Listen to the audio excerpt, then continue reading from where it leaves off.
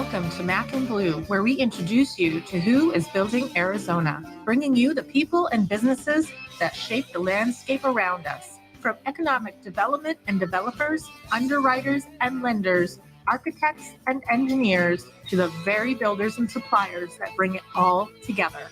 Now let's join our hosts, Robert Johnson and JJ Levensky, aka Mac and Blue.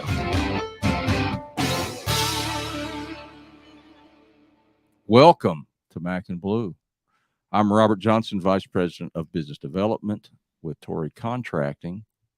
He is not. He is JJ Levinsky, President of Blue Wave General Contracting. What's shaking? Well, I got the memo to bring out the shirts again, but you didn't. So, Mr. Professional. Slacker. No. I'm the slacker.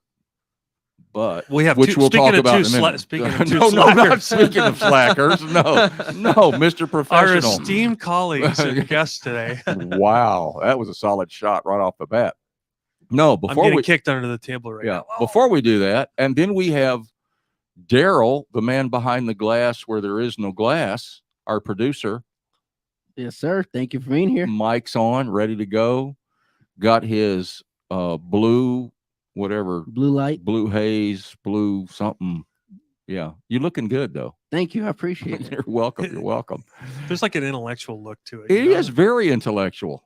Professor Daryl, Dr. Daryl. So what does that mean when I don't have them on? You're still the Daryl. opposite. Wow, no shame.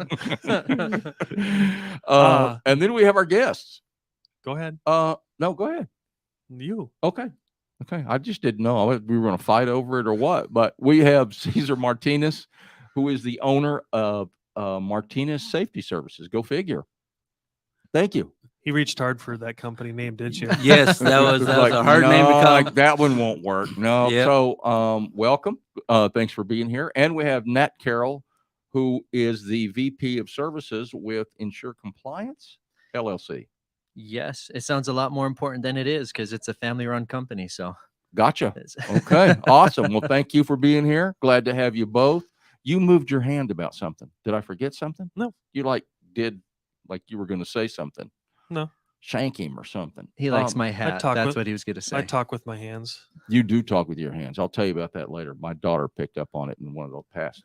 Says you do your hands like this. Did you know this? No. You put your hands and hover them over the table. When you do it today, we'll call you that? out on it. No, otherwise, yeah, together. Whatever. Yeah, no big deal. Okay, that's the program. So, no, I'm kidding. Thanks for having me. Daryl looked at me like, this is bizarre. The intro to safety and the outro to safety. What else can be said, folks? So thanks for being here. Let's start with you, Cesar. Tell us a little bit about yourself. What you've been doing, what brought you to what you're doing today. Okay. Well, thanks for having me. This is I've been to a few podcasts, but this is a cool setup. This is cool. I like it. Thank you. So yeah, I owner and operator Martinez Safety Services. Really had a hard time coming up with that name, like you said. But I've been in the business for a couple of years now, but I've been a safety professional for 28 years. Oh wow. Pretty broad background. I started my career in the high tech industry back in '94. Worked in heavy industrial, power plant building all across the country. In just construction, or were you safety right in to start with? Yeah, I've been in safety all my career. Okay. Yeah, I've done some labor work. I put some work in physical work as well. So I'm not a safety guy behind the desk type of guy. I actually had my boots get dirty and my hands blistered and get cut too. So, but yeah, so I've been doing it for 28 years. Like I said, heavy industrial, power plant builders. And my last 18 years, I was with a couple of general contractors as director of safety for Balfour Beatty for Northern California. Yeah. And then my last 10 years, I was with a company here in Arizona called Aiken Gardner Construction. Never heard of them. No, small little company. Director of safety and risk management for them. And then a couple of years ago, I decided that, I think I can spread the safety love all over the valley. And I decided to start my own business. And here I am today. So very neat. How about you, Nat? Family business. Tell us a bit more about that. Sounds good. So I started lawn care and landscaping. Mm-hmm. That was my first business. That's what I started with. So out in the field, learning not to kill yourself pushing a lawnmower and everything else. Be safe. Yeah, be safe while you're doing that. Yep, I see the segue. Yeah, exactly. But my family's in insurance. Okay. So insurance sales and everything else. And I worked with my father, and 11 years ago, we started Insure Compliance. So it's Insure Compliance. We started off working with companies to help lower insurance costs through safe practices, trainings, inspections, and all of those fun things. And then it just grew from there. And so about, I would say 8 years ago, we really started hitting the compliance side. And we are now, there's 12 of us. And then we have 2 people full-time in different sites in Casa Grande. So we've created a program and a method that Wayne, my partner, actually went and presented our method at the Kingdom of Bahrain in 2015 at a huge oil conference. Wow. Wow. So we take this method, and this is how we work with companies to increase their safety cultures. And how you two know each other? We do. And is it's something like this? How did you folks meet? Just through the industry, really. Okay. I mean, there is a lot of Do you talk smack about each other? no, and that's what I was just going to say. There is a lot of consulting companies, right? And I think just like any other general contractor, we want to make sure that we work together instead of trying to fight against each other. And I think the conversation with Nat and we started, I think, a couple of years ago, where I'm bilingual. They provide Spanish training, and I like I said, I'm bilingual, and he reached out to me. You're bilingual. He's bilingual. I'm as well. bilingual as well. But he reached out to me. We just started talking about putting together some safety trainings together, and we developed a relationship from there. And there's been times where he's called me and said, "Hey, I need you to help me out with an OSHA 10 class for me," and I say, "Okay." And then there's been some times where I had sent some information over to him and help him out. So that's how we kind of get to know each other. Very through the neat. industry. Very neat. It is a small world. It is. Yeah, especially in this construction business. Are you bilingual by chance? No. No, I am. I speak English and Okie. I don't know if you know what Okie is. I was going to have some smart aleck Yeah. comment, but Yeah. No, I know Spanglish, but that's about Okay. it. Okay. Not the conversational Spanish. The Spanish is going to get it's them in just- trouble. Yeah, exactly. Construction. Exactly. Cerveza. Construction. No, construction. Oh, Spanish. construction. Yeah, construction Okay. Spanish. Okay. Yeah. Domina level. Okay, Okay. so Nat, I want to start with you because I think no offense, Caesar, but we're going to go down more traditional. We can go back and forth and split this conversation up. For the audience sake, peel that back the way you described like what you do. So tell the audience, like, who are your customers, and then how do you bridge the insurance and the safety side together? Because you gave a great intro, but go a little deeper now. Like, give us without mentioning names, give us a classic example of how you met and developed a client base and then took it from there, to expand on the safety stuff, and then how that impacted their bottom line, something to that effect. Yeah, perfect. So there's 2 ways we work with clients. The first is we act as the safety manager. We create policies, we do inspections, we do trainings, and then we develop accountability programs. And we've developed this based off of OSHA's enforcement law, where if you do everything right, if the employees get caught doing something wrong, then it's employee negligence at that time if you've created the safety program well.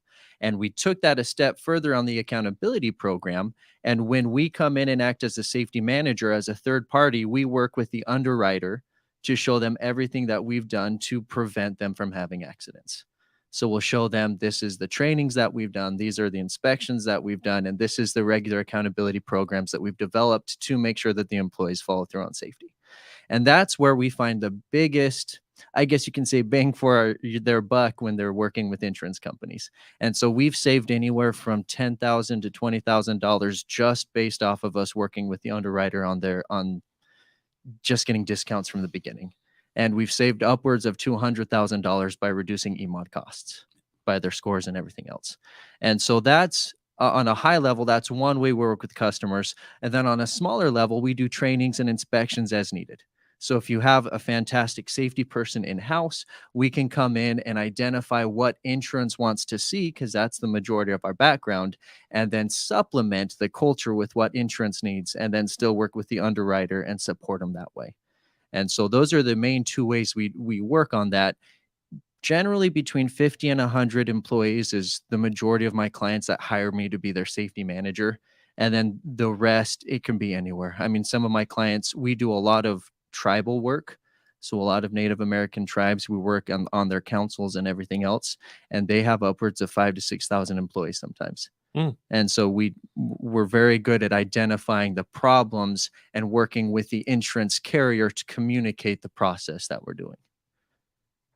So do you get a lot of referrals from the insurance companies themselves then?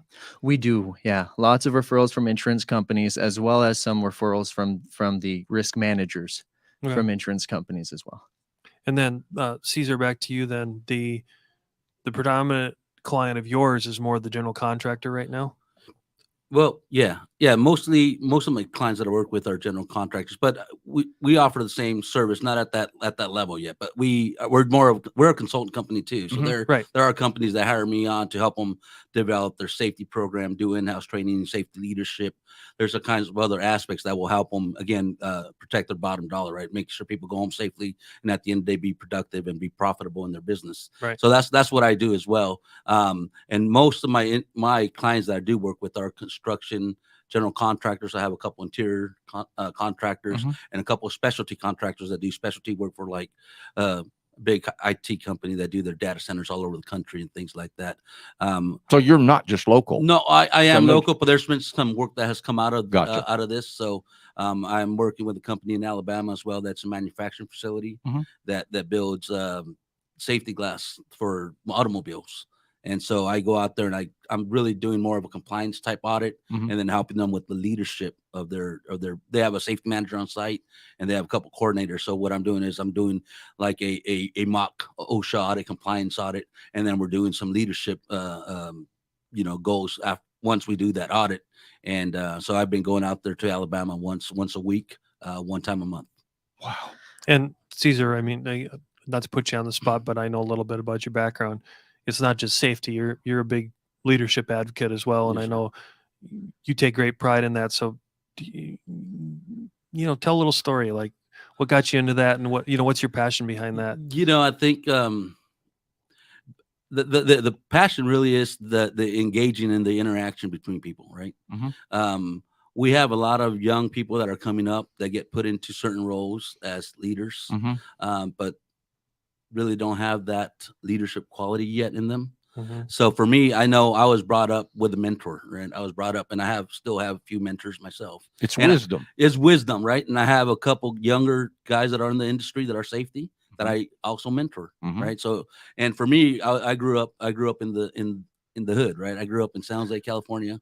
When I was starting my career in safety, the man that was my boss, his name's Ed Lloyd, and he was a very good leader. And he actually took me under his wings and showed me how to be a leader, how to communicate properly, interact with everybody of all different levels, and know how to talk to people, not talk through them, them, right? And so one of the things that he told me, and this is why I think I do it, is one of the things that he told me was like, you're going to be in a position one day where I said, why are you doing this with me? Why are you taking? He's like, well, because I see something in you. And I know that you're going to be in a position one day where you can pass that knowledge and that experience to people. So, and then obviously, just through the experience in life, you've had some bosses that weren't really good. You have bosses that were really, really good. And you have, everything in between. So for me, I think to be effective, you have to have a good foundation of leadership. You got a good foundation of knowing who and how to talk to people and things like that. So for me, I think that was the biggest things that I'm trying to teach, not only as in safety, but also safety leadership. Because if you're a good safety leadership, if you're a good safety leader, people are not just going to listen and say, oh, here comes the safety guy. Oh man, he's here to check the box, or here's to give me a ticket. They're going to be comfortable enough where everyone's slashing you in Nat's tires. Yeah. So when you're a safety leader, reminds me of like Roadhouse, where Patrick Swayze goes and gets the cheap car. Right. So that's the thing, Robert, the double deuce. Oh my goodness. Yeah. Robert almost didn't let us in because we're the safety guys. Yeah, so exactly. Exactly, and that's the stigma behind the safety. Okay, so too, though. You get that. You really do get that. Yeah, a lot, we do.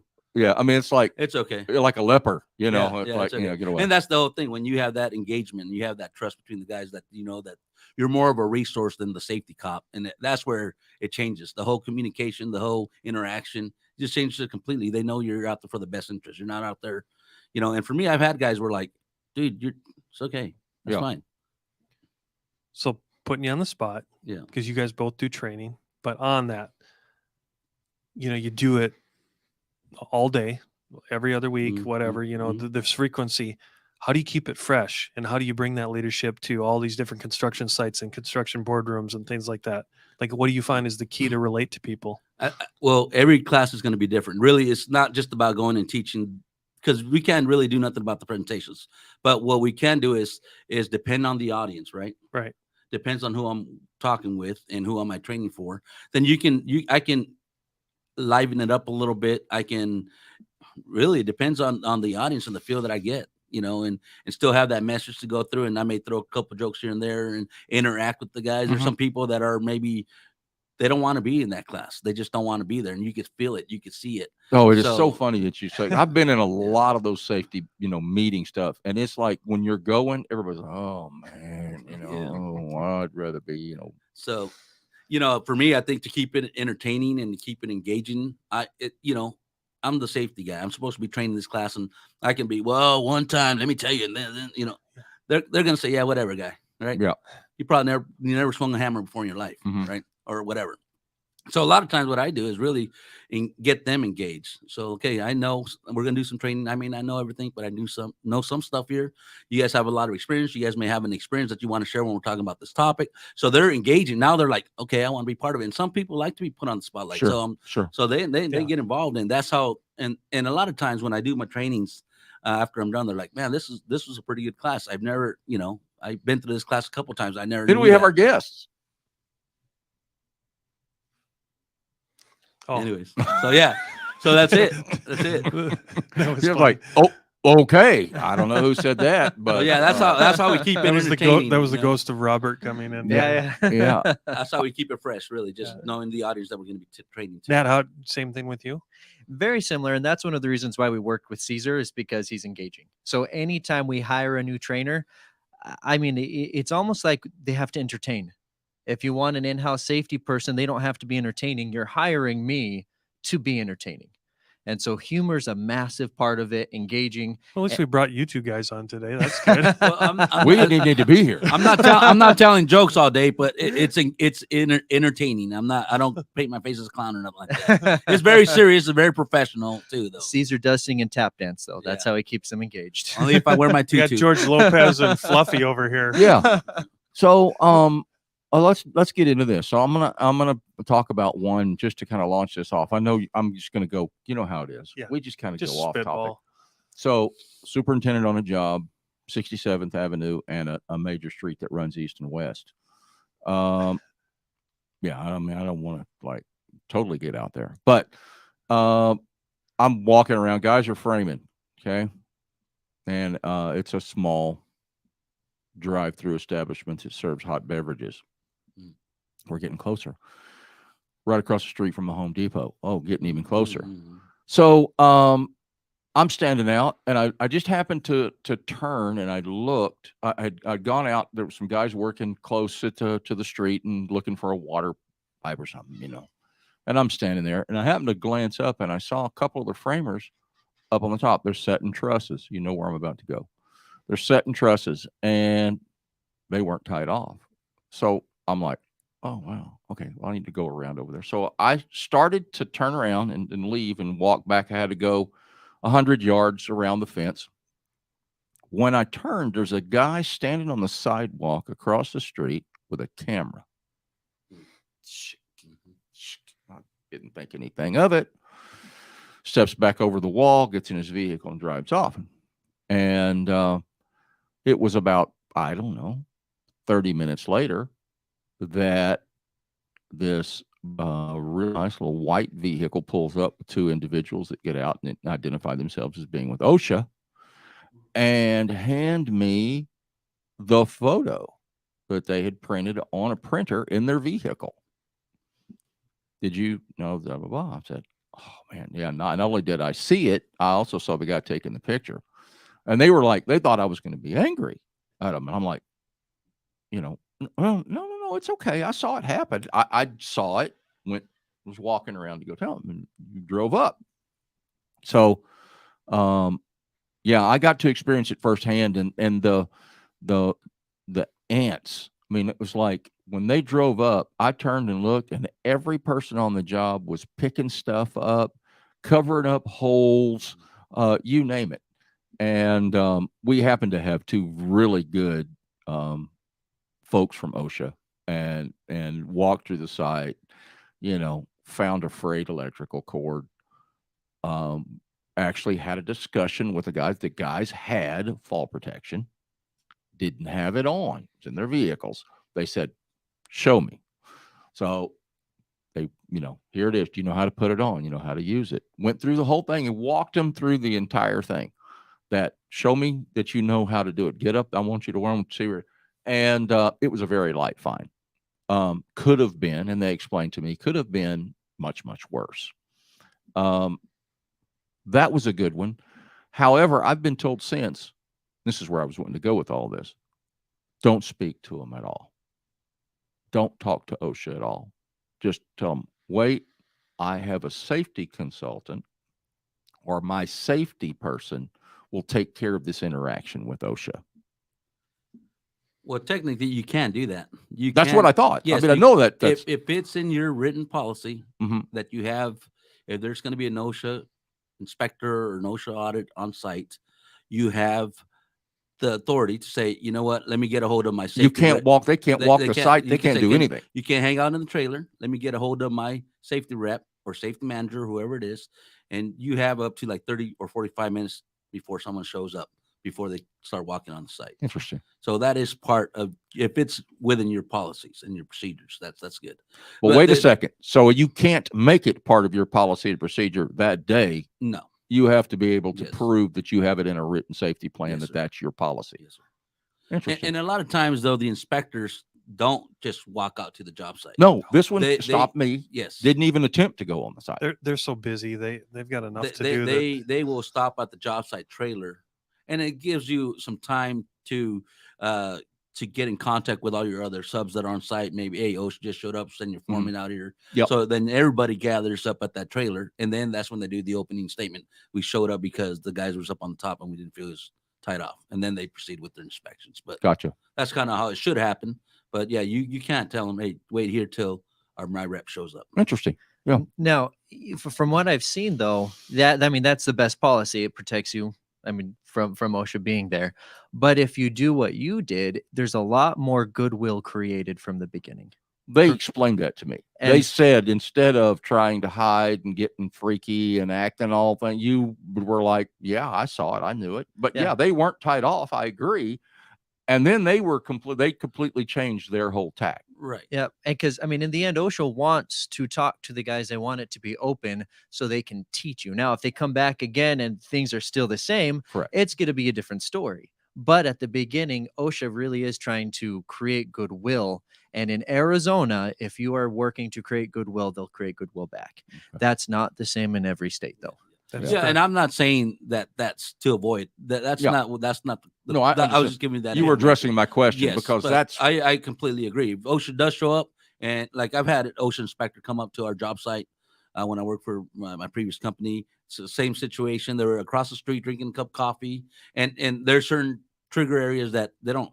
That the excavation work, for example, if we're doing excavation work and they see something there, they're going to stop by. right. Just because of that activity. And if it has to do with falls, they're going to stop by because of that activity, high risk activities, Sure. right? And so anyways, they were doing some work across the street from that Starbucks downtown Phoenix. And the inspectors walked out. We had an excavation that was about 4 feet. They had a ladder. They asked who's the competent person. They asked a couple questions, and they said, all right, cool. We're going to take some pictures and we're on our way out. And that was it. So they were very engaging. They asked the guys a couple of questions. Again, do we need to get a hold of our safety guy? No, but if you have his name, we'll just contact him, let him know we stopped by. Here's our card. Everything's good. And, that's what they do. So if you're out there and they know that you're trying, even if we weren't perfect, they're not going to, they're not going to get all crazy on you.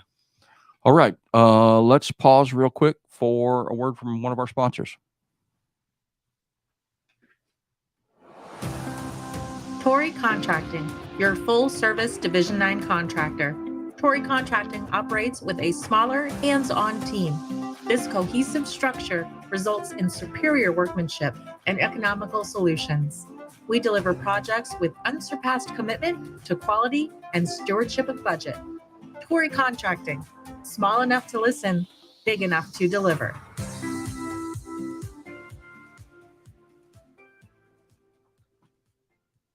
All right. Now that we're back.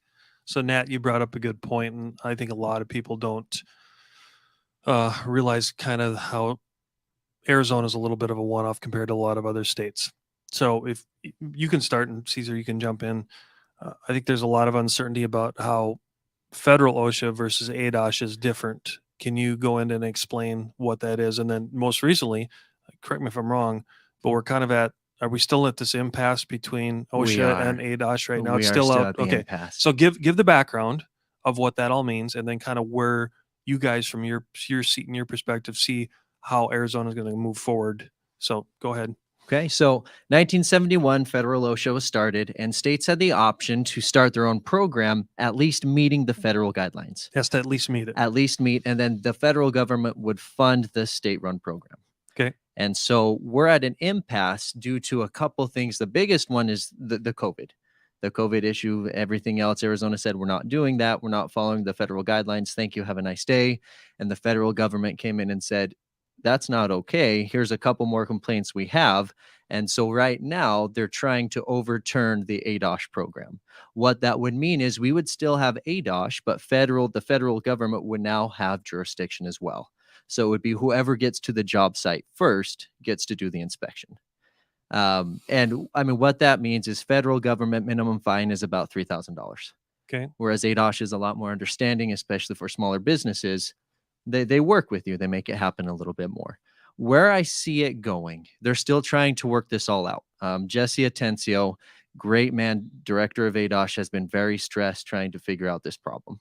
And so he's been working on it nonstop, just making sure we keep and protect our programs. And so we have seen OSHA become a little more strict in Arizona just to try to fulfill the federal guidelines.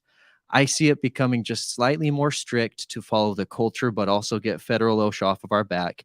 And we have some of the largest job sites in the world in Arizona. Right. So just No, naturally. now I'm going to interrupt you for a second. That I continue. I've heard that just the first time, here. I'm stunned by that. I said that to somebody, they're like, you got to be kidding me. And I'm like, Well, you yeah, have Intel, TSMC, and Yep. everything else. TSMC. And when, people, it doesn't do it justice driving down the freeway. And look, people are like, well, I don't say something big about it. But 32 cranes you on get a one post- job. I'm sorry, but that's an You just astounding. look at the skylight and all the, Yes. I mean, that's a $5 billion investment just right now. Who knows what it's going to be when they actually finish the Yeah, project. I'm sorry. I did mean to Oh, interrupt keep, you, but yeah. Matt, great. Well, Keep going. Keep Yeah. going. 'Cause And this- so with that, with all these large companies, they're bringing a very strict form of safety with them. For example, Lucid Motors on that site, every time you hit 25 people, you have to have a full-time safety person on site, and as long as you have that number of people. And then at 50, you have to have another one, and it keeps going from there.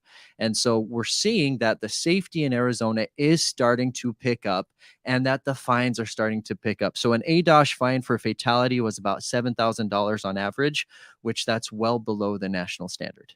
And so you're starting to see it increase. And I still think that Arizona will be a very business friendly place. Things will just be a little more strict so that we can kind of equalize where we have been and where the rest of the country is as well. Because we work with Washington, California. I have clients in North Carolina as well as, we work with a lot of different companies specifically because they know their state laws better than I know their state laws. Washington and California seem to go back and forth trying to beat each other with who's stricter. And it's just crazy for me. I believe you were in Indiana. Is that where did you come from for Minnesota. Minnesota? And we were very strict. Minnesota's a very strict one. And so Arizona has kind of been like a Wild West state But for a long time. What happened there, and we've talked to, you guys can go down this, is so in different parts of the country, you have a much more predominant union base than you do here. Mhm. So, I laughed at when I came here to the Desert Southwest, I was like, what's this ABA? Because we either had AGC representing the union and ABC representing the non-union, and we still all got along, but we're never at the same thing. And so what you did is we typically, because we had both, we were always in both organizations, and then we both went through their proactive safety programs so that we could, like the Sharps program and all those partnerships with, this was back in Minnesota. So when I came here and saw that there was, what, 10 years ago, no offense, but when I first got here, there wasn't much of a safety program here at all culturally in the Valley. So you came the first time federal OSHA threatened to take over ADOSH. Yeah. That Right. was with residential. Yeah, that was the residential Well, fall see, during the protection boom, program. But yeah. like you working for a multinational like Belfour Beatty, or even the local presence with Aiken Gardner, my point is is that even though it felt very strict in Minnesota and kind of Wisconsin too, there was a proactive safety ideology and culture and attitude. In other words, people cared less about the fines than they did about being proactive with whom they were, which is what you're advocating for now. And that's why I wanted to peel this onion back a little bit, because we're not out to say that federal OSHA is bad. We're just saying that for the business friendly environment that we're all in here, we want to be safe, but we want to do it in a proactive, collegial, amicable way. And that is, I think we'd be remiss if we didn't say we need to protect ADOSH, because they're going to do a better job long term than Washington's going to do. Their oversight, they don't care about us here. I agree. Yeah. And ADOSH invests a lot more in their consulting division than other states too. They really push that. And that's why I bring Caesar in on so many clients too. I mean, what, 2, 3 maybe? So not a lot yet, but Caesar understands that we work with OSHA, but we still make sure business can happen. Right.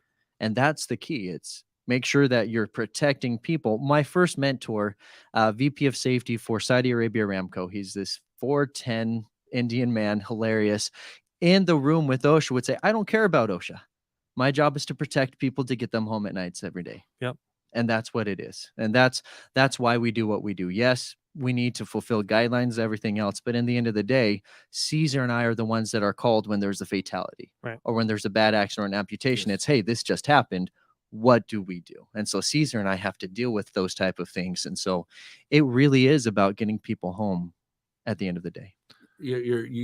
Yeah, exactly right. I mean, that's the whole idea behind having a really proactive safety program. Don't wait for something to happen and then react. If we have a proactive program, again, and remember that the OSHA guidelines, they're just the minimum. If we are doing a little bit more than that, we're 3-4 steps ahead of the curve already. Whether if it's federal or whether it's state, it doesn't matter. I mean, if we're, as a company, if we're investing some time in our people and we're investing some time in safety, we're already ahead of the game.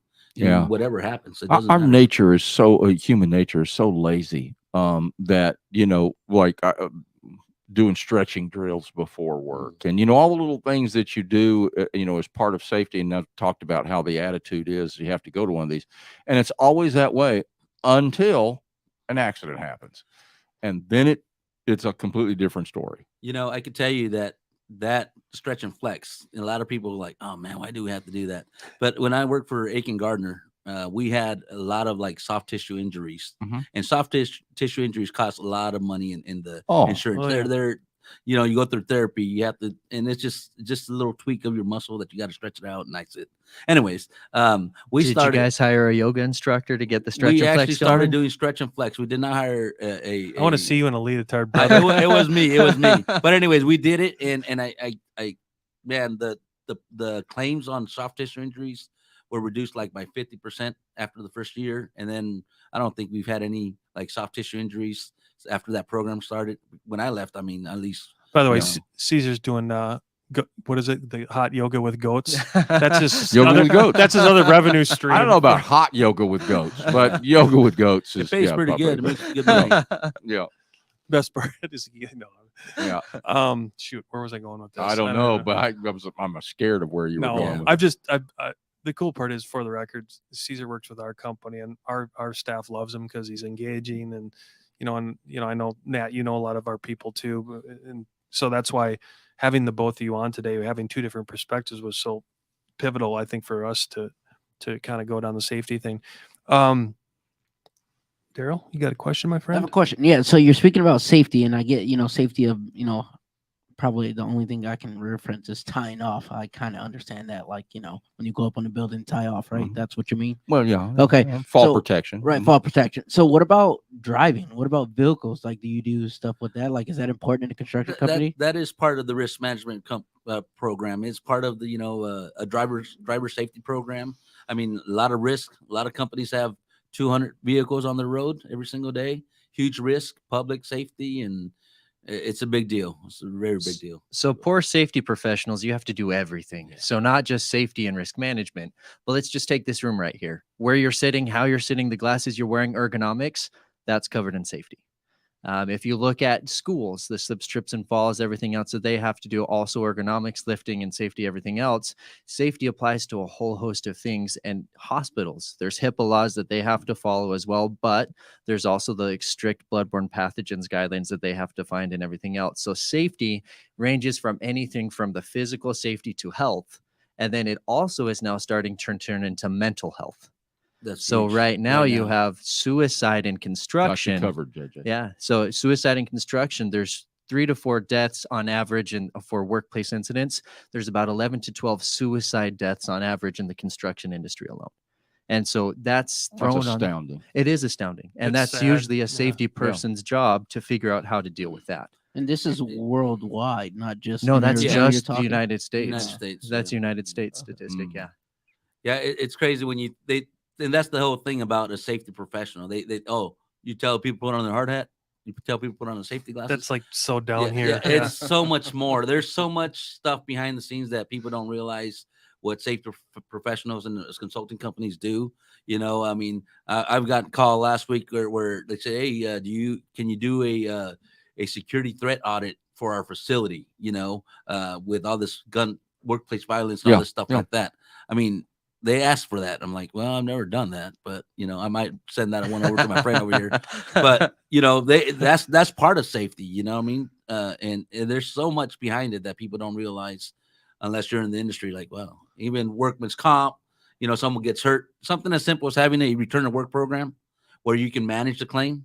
You're going to save a lot of money for your company, and the guys are going to feel psychologically. The guys feel better because you're taking care of them. Right. They go back to work. Right. And they don't want to be home at the end of the day. They want to be at work. So you've got the bad eggs, those that there's a lot of fraudulent workman's comp claims. However, I seem to remember there being much more when I was younger. Since I'm 100, that puts me 132. Yeah, exactly. Wow, I thought you were 99. Yeah, That's pretty good. Yeah, I'm You look looking great, good. Robert, yeah. Looking good. But that's not as big a deal, I don't think, as it used to be. I mean, it happens, but Right now we're seeing it increase because everybody's Interesting. scared of the recession. And so we're seeing lots of the safety professionals I work with right now and lots of my clients. I can think of 3 of my clients right now that have a fraudulent claim right now just because they're scared of work not coming down in a couple weeks. So they're How starting int- to okay, I set see it. that up. Yeah. But you're right. I haven't had to deal with it for years. Every so often, Right. Yeah, it you would happens. see it come up. Yeah. But in the last couple months, now that we're talking about recession, I'm seeing it come down a lot more. people are seeing it as maybe a way to continue income. Exactly. They're saying they think if they can get that soft tissue injury and make it last for a year, Yeah. that they're going to get paid for a year at least. Yeah. Crazy stuff. Don't Yeah, get me don't- started on yeah. that one. Okay, let's take a more proactive spin on your industry, because Robert and I do this with a lot of our other guests, on the Building Arizona platform. That is why we started this podcast, and that is this. We keep talking, almost every guest we have on, we talk about the lack of human capital, how we have less and less qualified trades, training, all those kind of things. So first question is you guys are not immune to that either. So how are you helping all of us in the industry overcome that one from a safety perspective? And then I think it dovetails into part 2, which is at the end of the day, the insurance companies are controlling a lot of this, at hundreds and hundreds and hundreds of millions of dollars at risk, on their balance sheet, and then what they have to pay out. There has to be a more proactive way that they're looking at it. And I think my question to you is, are they using more data and modeling? And, I was looking at your ring earlier, Caesar, and thinking about, what do you call them? The electro people now, everyone wants their privacy, but yet at the same token, there's a lot that can come out of the data of if like a digital twin, we talked about it earlier, that if you have the data, you can then forecast a lot of risk management type stuff. I know that got kind of deep in 2 areas, but what do you see that human capital and the lack of human capital and high risk and the technology, from both of your perspectives, what do you see coming, and what are companies asking you to do to bridge those two? Chime in either one. For me, I think the I think everywhere it's really hard to get good quality work and people to come in and perform. One of the things I think for the construction industry that we probably lacked on a little bit more is promoting it a little bit more, so we can have the younger generations, because the generational carpenter's gone. Like, It is. my grandfather was a carpenter. My dad, they want to get into IT and they want to get into something else now, and that's okay. But another thing too, that when you talk about IT and you talk about technology, well, in the next few years, and it's already here, technology and construction, it's there. So, I mean, just because they wanted to get into technology now, they can still get into the construction Yeah. sector of it, right? Yeah. So I think I think as an industry ourselves, we need to start promoting it a little bit more. Maybe we need to start doing some, at the high schools, they have career fairs, and not every kid wants to go to college. Not every kid could afford it. Right. And not every kid wants to sit down another 2 or 3 years in school. Right. And if they have a good foundation and they have a good background, they want to go to work. Hey, let's get them in a construction trade and get them back up so we can have quality people that can work their way up to become leaders within our industry. That's huge. So I think for me, one of the things that I'm trying to do is exactly that, is working with the younger, the younger professionals that I'm working with. There's one guy that I work with, and he was a laborer, and then he worked with an asphalt company, and now he's a safety coordinator, safety engineer. Sure. So that's Show them another path. Yeah, show them another You don't path. necessarily have to work with your Yeah. hands. And you can. I mean, that's Yeah. where the good foundation. You start right there, but there's a way to go up. So I think for us, if we can just get promoted a little bit more, maybe have like career fairs, and we do. There's a construction career day that they have every year. I don't know how much participation from companies are there, but I know they have it at ASU career days. Right. That talks about construction and things like that. So I don't know. So AZCC Before you jump into Day- that, oh, real yeah, go quick, ahead. let me jump in. We need to take a break. We'll be right back. Okay. It gives you a few more minutes to think about your. Thank you. There comes a time when dreams become a reality, when you see your vision materialize into a true work of art. And the only way to get there is to choose a general contractor who shares that same vision and knows how to bring it to life. At Blue Wave, we aren't so big that we've forgotten where we've come from, and we aren't so small that we can't care for your projects regardless of their size. When your vision deserves safety, perfection, timeliness, and expertise in order to become a reality, trust Blue Wave to get it done right the first time. Okay, I'm sorry. Go ahead. Take it. You You're guys have awesome commercials, by the way. on. Thank you. I may need to talk to your marketer real quick.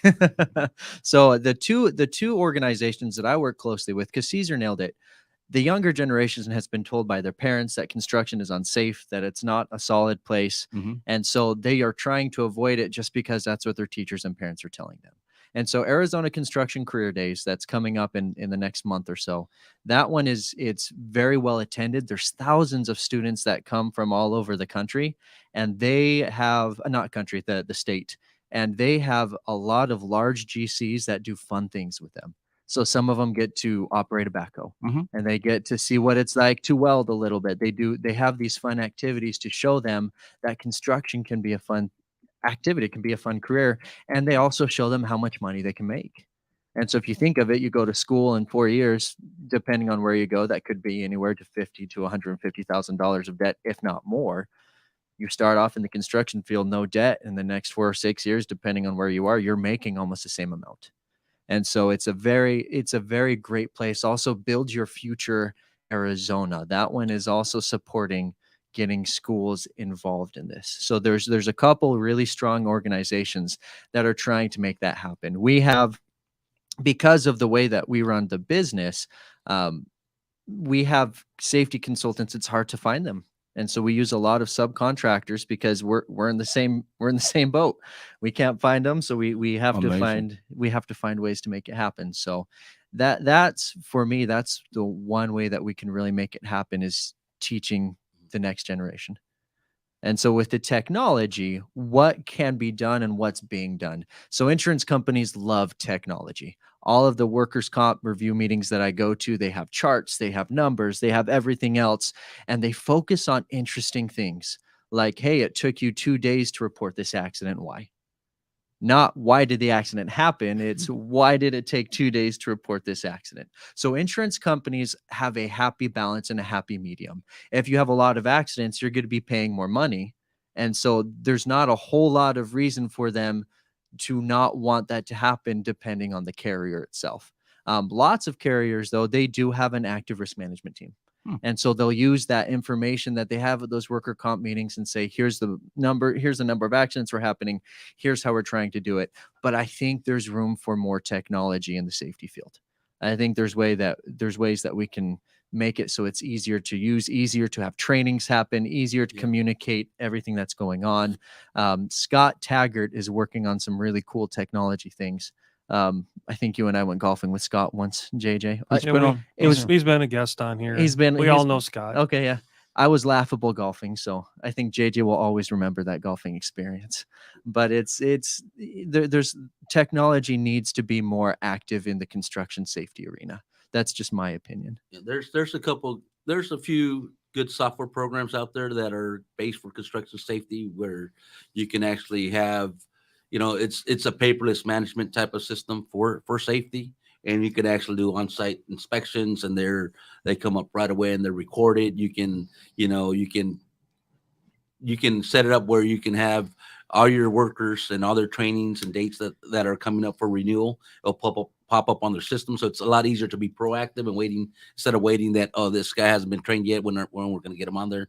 So when we do that software program helps with the management of that side. And there's a lot of other programs like that, but we do need some more. Very good. What else? What have we not talked to you about, or will we not ask you that you want our listeners to hear? That's a really great question. Give me 1 second. That's a JJ question. That. I just stole it from JJ. He usually does it, and I just thought, no, I'm getting it first. Well, whoever asks that's a really great question. It's a tough one. I mean, because a lot of people, we've covered such weird stuff that nobody, there's things that you wanted to talk about that came immediately to your mind. But, we've covered a lot of stuff here. JJ, you have anything else? Well, just more granular, I think, you guys both brought it up. The bilingual thing is a big deal. With, such a large percentage of our workforce being Hispanic, if you discount that, you've already lost half the battle. I know, Caesar, we put an emphasis on it in our company with you as our consultant, and that, and focusing on what I call the high risk ones, falls, trenches, the same things that OSHA looks for, we should all be looking for, because those are the things that it doesn't take a rocket scientist to look at the analytics and go, it's all important. But the things that are going to prevent someone from coming back to work or coming back to their family, that's what should be focused on. Yeah. And so I don't know how you guys feel about that, but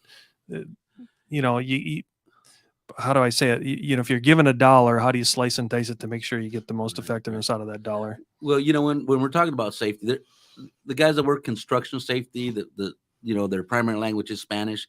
I mean, they could have a short conversation. They're not going to have an in-depth, detailed conversation. And I think that's when we're talking about safety and we're talking about training. I think they should be in that native tongue where they understand it completely by someone that has that background that can engage and give them the right information.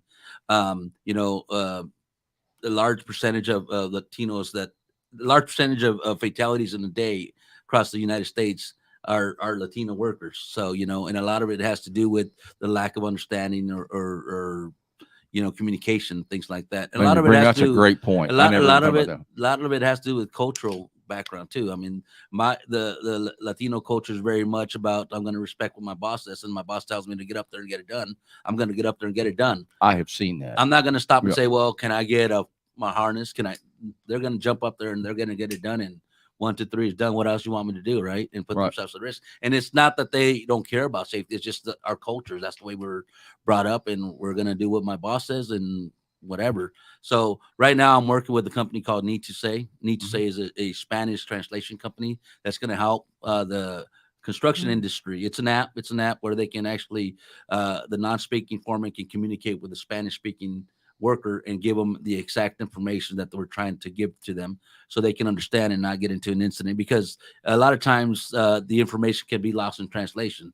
You can give this guy a lot of technical information and he only will capture 60 or 70% of it, and the Right. 30% might be, the most important, most crucial part of it. Yeah. So I think that's huge in the industry. I think not just here, but all over the country, a lot of Spanish speakers, and we need to make sure that we're providing that information and that training to them. So. Yeah, we have 4 Spanish speakers on my team, and the next couple hires are slated to be Spanish speakers as well, because if you look at the statistics, we've had less fatalities, but there's more fatalities among the Latino Yes. workers. Hmm. And so it's very important that happens, that we're all on the same page focusing on that. One of the things that larger general contractors, especially what you both are doing, is safety is increasing among what you believe needs to happen, but lots of the smaller GCs still aren't on the same page. And so there's a lot of these smaller GCs where the super himself is walking around in shorts and flip flops, and OSHA shows up and he's the first to run away because of what's going on. And so I think there still needs to be a bigger push from the leaders in construction, the general contractors, about what safety is and what needs to happen, because there's a lot that just let it slide because it's not important enough yet, and OSHA's not hitting them with big enough fines yet, and we don't want OSHA to have to hit them with big enough fines. You know what I think would be like, when you're starting off your construction business, you got to have a contractor's license.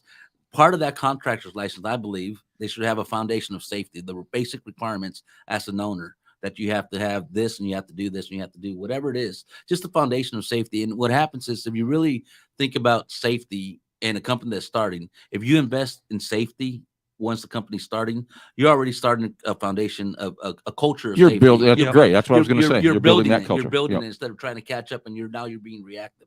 So if the business owners that are starting a company, they're starting framing, I mean, it doesn't have to be a big elaborate safety program, but they should have something in place. Part of their contract license, something should be within safety on that side of it, right? And I don't know if there is or there isn't, but There isn't, but I agree. I think that should definitely happen. That would make it so much nicer. JJ would like it. No, but I get it. Robert's still on the fence. He doesn't know if he wants that yet. Yeah, but I see what you're talking about. If you start from the beginning, you build a culture of safety, and then you hire that guy on that's worked someplace that hasn't had it. Yeah. The instant he comes on and joins one of your crews or comes on, he's going to be jumped on by the guys. Oh no, Exactly. hey, you get that hard hat on. Nope. Get off. You got people policing each other instead of waiting for somebody else to come down on them. Yeah, it's wisdom. Yeah. I mean, safety is good business, and I'm not saying it because I No. want business. It's an investment. I mean, it's at the end of the day. I mean, you're saving People's lives. life. You're saving money. You're saving production. You're saving a lot of things that go with safety. So it's I very agree. important. I agree. Anything else from you, JJ? Okay, how do people get a hold of you if they have questions or they want to talk to you about what you do? Let's start with you, Nat. So email is awesome. My website is great, and my phone number. Those are great ways to get a hold of me. Do I need to say them right now? No, but how about a website? Website, www.insurecompliance.net. Okay, that's what we can do. Insure with an I, not an E. So Okay. INSURE. And you're on LinkedIn. Yeah, I'm on LinkedIn. Yep. Nat Carroll. Yep. 2 R's, 2 L's. Yep. Yeah, I'm on LinkedIn. Cesar Martinez. I'm on. There's only 1 or 2 Cesar Martinez's on LinkedIn. So Yeah, I know from looking. You like find the Bob good, Johnson. Yeah. find the good-looking one. That's me. My Instagram at Martinez Safety Services, www.martinezsafetyservices.com, and that's pretty much it. So. Awesome, man. It's been great having you both on. Yeah, thanks for being complimentary and Yeah. giving different angles. And Yeah, it's been fun. We like it when we really we should have started it like when you walked in the door and we'd have got some good stuff, but it's okay. We got the good stuff. That's good. Okay. Anything else from you? No, Daryl. Daryl, it's on you. Take us out of here. All right, here we go. You've been listening to the Mac and Blue Show, brought to you by Torrey Contracting and Blue Wave General Contracting. Be sure to subscribe to the Mac and Blue podcast on your favorite podcast platform. Follow Robert Johnson and JJ Levensky on LinkedIn and Instagram. And tune in live every Monday at 3 p.m. as we continue to introduce you to the people building Arizona. Walt Disney said, "You can dream, create, design, and build the most wonderful place in the world, but it requires people to make the dream a reality. Until next time, make it a great day.